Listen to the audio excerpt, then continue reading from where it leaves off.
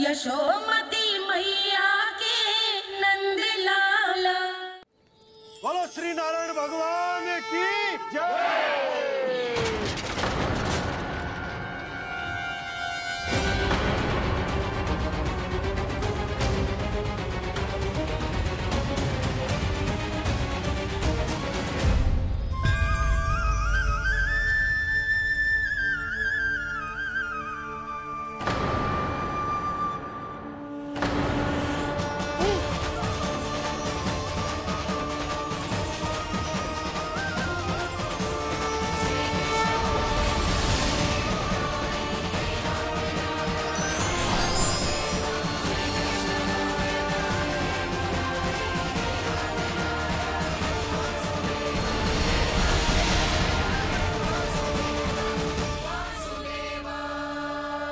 प्रभु,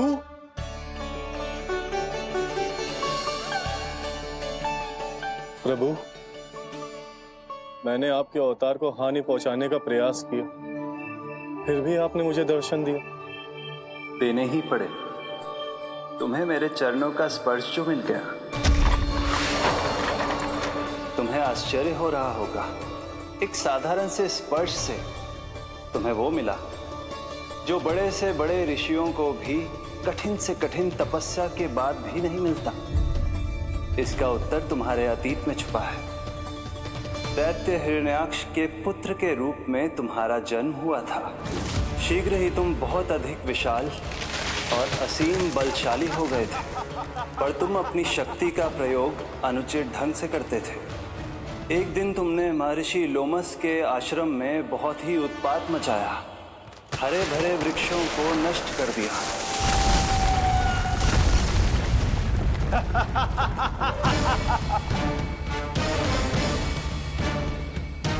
देख क्या रहे हो ऋषिवर?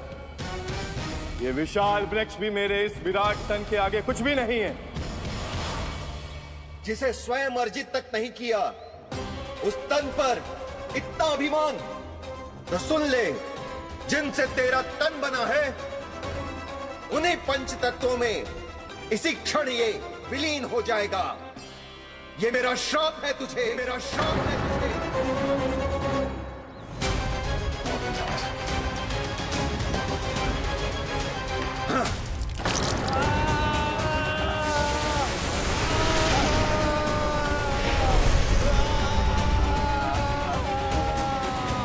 पर तभी तुम्हें अपनी भूल का आभास हुआ और ऋषि लोमस से तुमने क्षमा याचना की।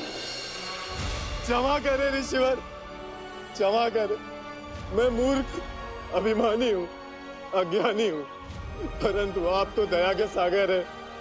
कृपा करे ऋषिवर, कृपा करे। बिना तन के मैं कैसे जीवित रह पाऊंगा? तुम जीवित भी रहोगे और अपने दैनिक कार्यों का संचालन भी कर पाओगे, किंतु सजीव प्राणियों या निर्जीव वस्तुओं की सहायता से। ऐसा जीवन तो मृत्यु के समान है ऋषिवर। इससे अच्छा है आप मुझे जीवन से मुक्ति दे दो। मुक्ति भी अवश्य मिलेगी तुम्हें, पर जब तुम परम प्रभु श्री हरि नारायण के चरणों का स्पर्श करोगे, चरणों का स्पर्श करोगे। और यही नहीं शक्तासुर, कल जब तुम मुझे खोज नहीं पा रहे थे, तब भी तुमने हार नहीं मानी। 7 प्रहर तक 7 बार मेरी और मेरे गोकुल की परिक्रमा की। इस क्रम में तुमने अनजाने में ही अपना पश्चाताप पूरा किया और पुण्य अर्जित कर लिया। इसलिए मैं तुम्हें मोक्ष प्रदान करता हूं। इसलिए मैं तुम्हें मोक्ष प्रदान करता हूं।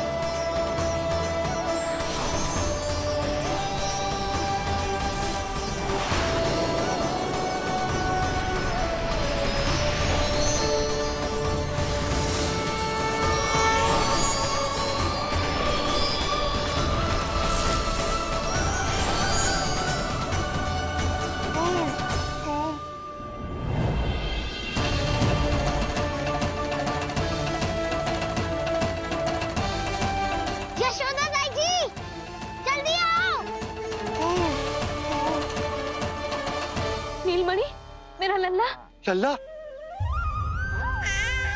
तुझे कुछ हुआ तो ना है ना? तुम ठीक तो है ना? मेरा नीलमणि, मेरा प्यारा बच्चा।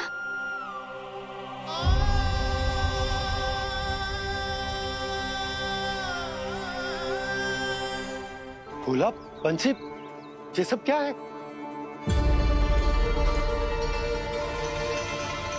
उज्जवल, ये किसने करो है? और देख, कहानी मत सुनाइयो। उज्जवल पुत्र, कैसे हुआ ये सब? किसने किया? और किसने? महाबली नीलमणि ने, बड़ी ताई जी।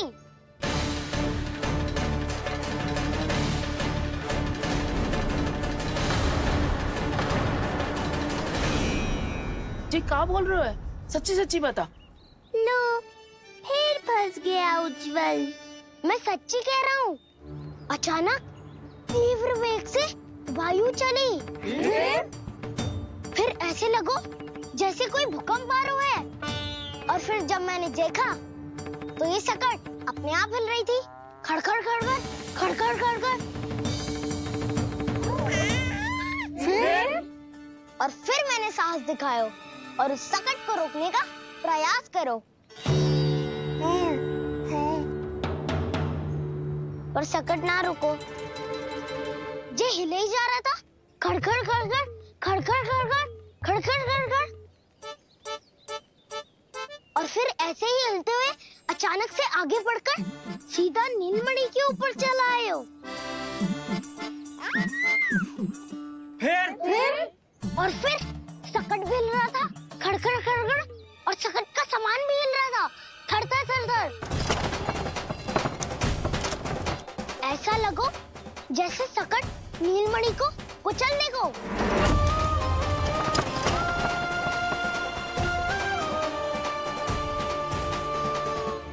पर तभी जे जाग गए हो। इसने खींचकर अपने पांव का प्रहार करो और जीत गया सकट आकाश पे।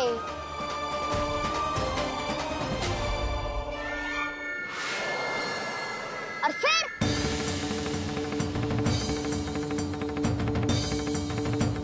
धड़ाम, सब भूमि पे गिरकर चकनाचूर।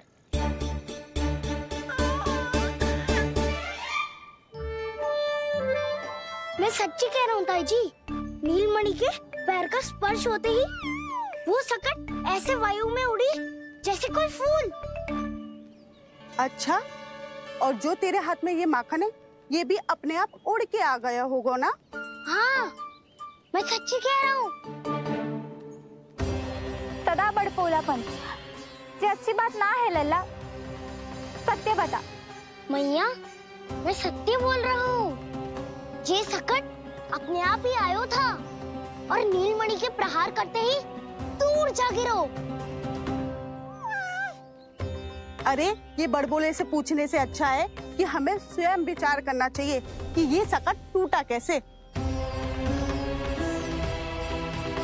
हाँ नंदराज, हाँ, हम भी आरती के लिए भीतर चले गए थे। हाँ। अरे, आप सब मेरा विश्वास क्यों ना कर रहे हो?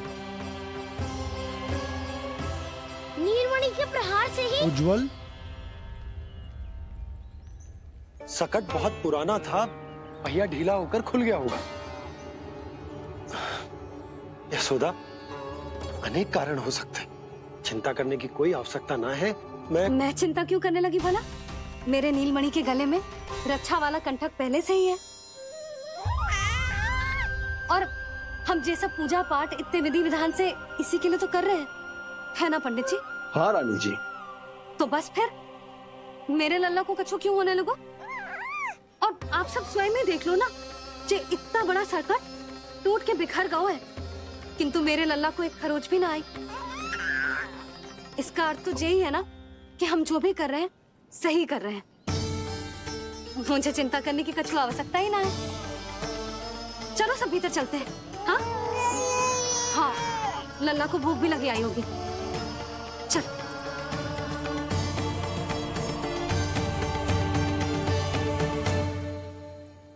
नंदराज जी, अब हमें भी आज्ञा दीजिए। प्रणाम पंडित जी। ध्यान कहाँ था तुम दोनों का? और अधिक सावधान रहने की आवश्यकता थी ना? क्षमा कीजिए नंदराज।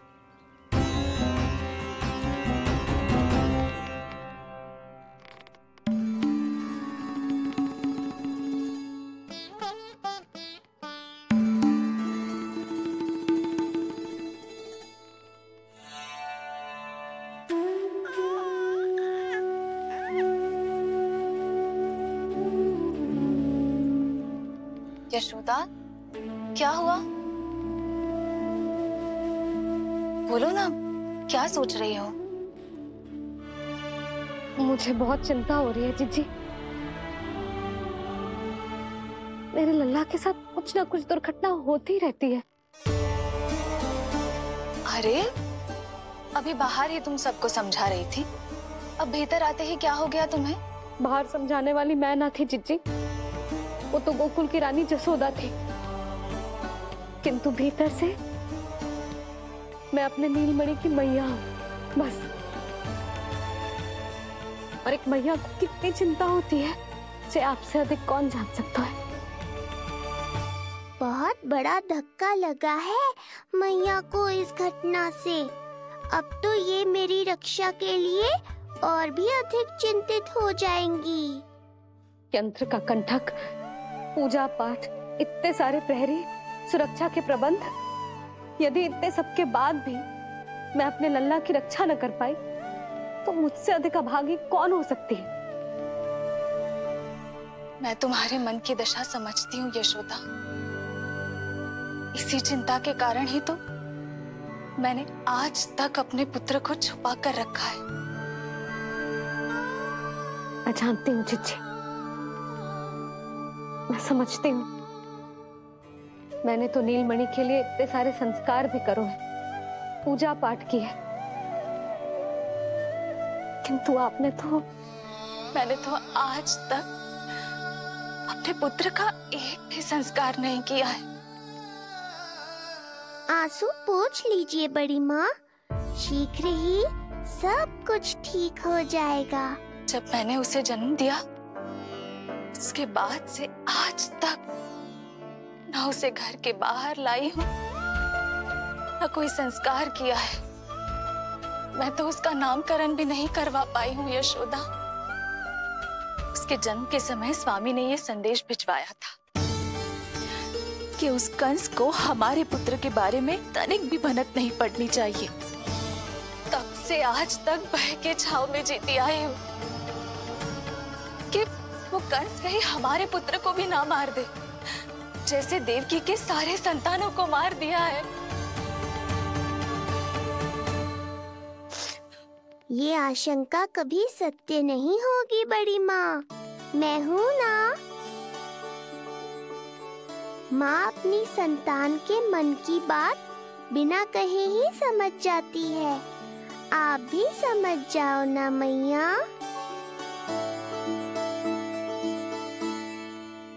जिज्जी, हमें रोना ना चाहिए। हमें देख के लल्ला भी रो रहा है। मैया, आपकी सहायता की आवश्यकता है मुझे ऐसे क्यों लग रहा है जैसे लल्ला मुझसे कुछ कहना चाह रहा है। दाऊ को हम सबसे दूर कब तक रखेंगे बड़ी माँ? ये सोच रहे होगा कि अब तक आपने इसके दाऊ को छुपा के क्यों रखो है। मैं उनसे मिलना चाहता हूँ मैया। जिज्जी, कितना मन करता होगा ना इसका अपने दाऊ से मिलने का। और आपके लल्ला का भी तो मन करता होगा ना कि अपने छोटे भाई को मिले। कितनी बातें करते हैं हम दोनों की इनके सामने। हाँ यशोदा, मैं भी अपने पुत्र को नीलमणि के बारे में सब कुछ बताती हूँ। तो बस फिर हमें साथ साथ रखिए ना। मेरा आधा हिस्सा है वो, उनके बिना मैं अधूरा हूँ मैया। ये दोनों भाई एक दूसरे के बिना अधूरे हैं जिज्जी। हमें इन दोनों को साथ ही रखना चाहिए। आप ही सोचो, यदि नीलमणि की रक्षा होगी तो आपका लल्ला भी तो सुरक्षित रहेगा। तुम सच कह रही हो यशोदा। हमें इन दोनों को मिलाना चाहिए और साथ में ही रखना चाहिए, सुरक्षित। तब तो शीघ्र ही पंडित जी को बुलाकर हमें शुभ मुहूर्त निकलवाना चाहिए। शुभ मुहूर्त? हाँ, शुभ मुहूर्त। दोनों भाइयों के मिलन के साथ साथ उनका नामकरण संस्कार भी करवा देते। अब अपने दाऊ से मिलूंगा मैं।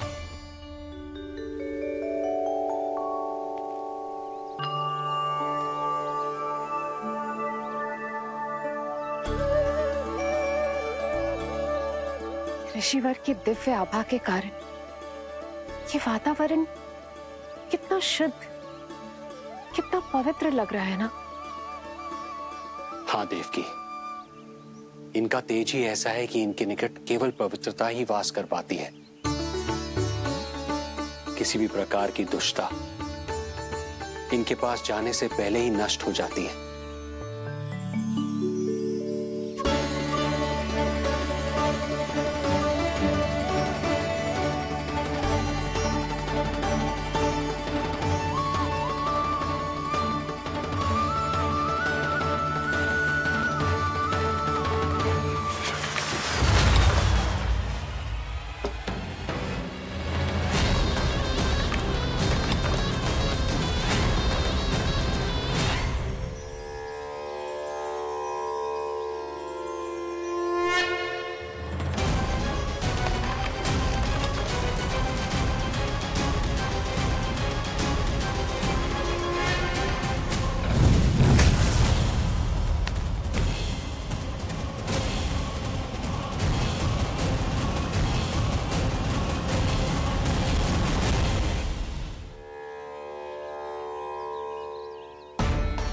इनका तेज ही ऐसा है कि इनके निकट केवल पवित्रता ही वास कर पाती है। किसी भी प्रकार की दुष्टता इनके पास जाने से पहले ही नष्ट हो जाती है। यदि महर्षि की इच्छा के बिना मैंने भीतर प्रवेश किया तो कहीं ये मुझे श्राप ना दे दे। नहीं, इससे तो अच्छा है कि मैं यहीं आश्रम के बाहर रुकूं और यहीं से इन दोनों पर दृष्टि रखूं।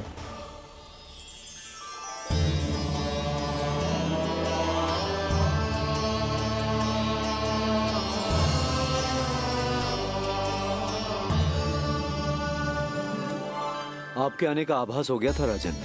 गुरुदेव, जो संतानें हमने खो दी है उनका श्राद्ध करवाने की विनती लेकर हम आपके पास आए हैं। आपका आना व्यर्थ नहीं जाएगा राजन, परंतु मुझे आभास हो रहा है श्राद्ध कर्म इस भेंट का एकमात्र कारण नहीं है।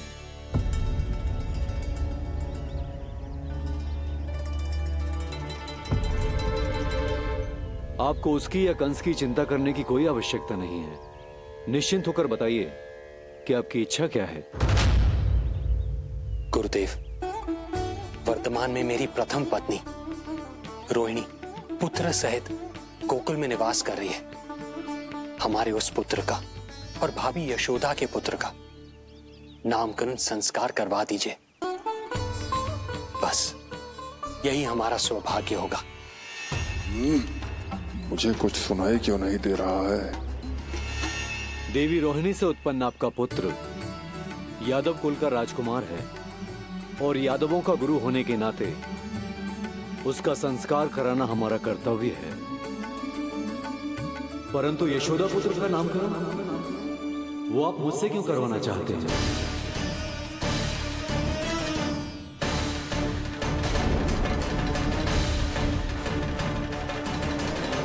गुरुदेव, सत्य ये है कि रुक क्यों गई रानी देवकी? आपके मन में जो कुछ है कहिए।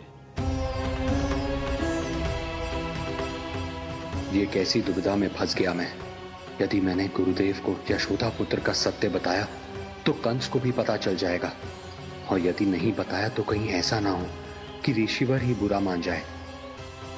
लगता है आप दोनों की दुविधा मेरे अनुमान से भी बहुत बड़ी है। अपनी या अपने पुत्र की कुंडली लाए हैं राजन? जी गुरुदेव, अपनी कुंडली है मेरे पास। देवकी,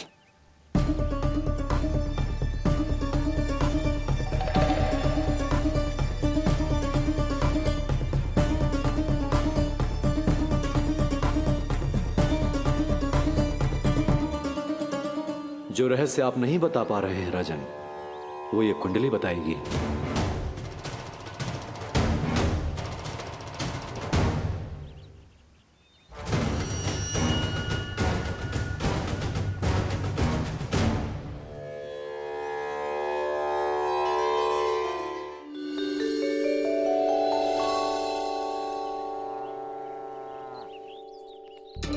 लल्ला बता कैसी है जगदा?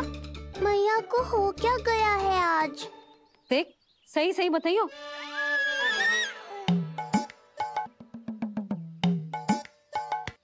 अच्छी है ना? पसंद आएगी ना उसे? हाँ? या फिर जे मोर पंख वाला मुकुट दे दूं? पहली बार मिल रहा है तू, उपहार तो देना चाहिए ना? पर बड़े तो वो है ना मैया, उपहार तो वो देंगे मुझे।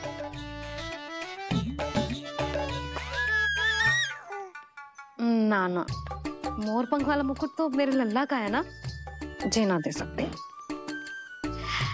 तेरे जैसा कोई कंठक या चांदी वाला कड़ा दे दूं? हाँ? इस मिलन के लिए मुझसे अधिक उतावली तो मैया है।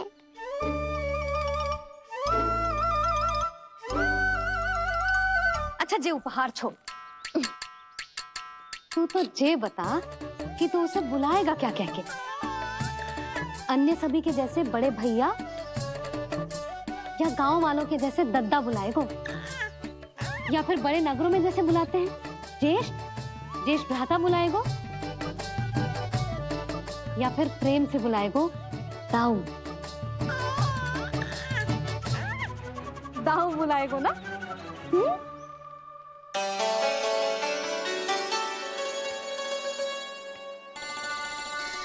सुनो आपने, हमारे लल्ला ने निर्णय ले लियो, ये अपने भैया को दाऊ कहकर बुलाएगो।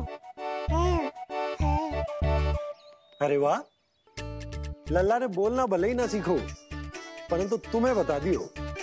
और नहीं तो क्या, लल्ला कुछ कहे ना कहे माँ तो समझ जाती है ना लल्ला?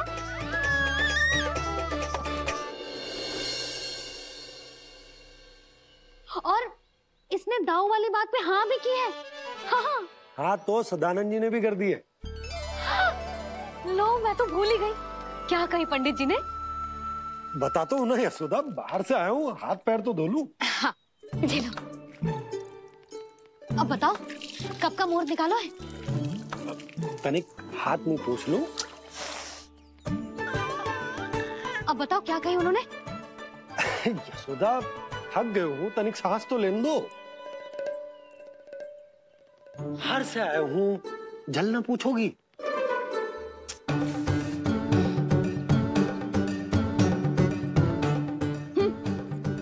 अब बता दो जी।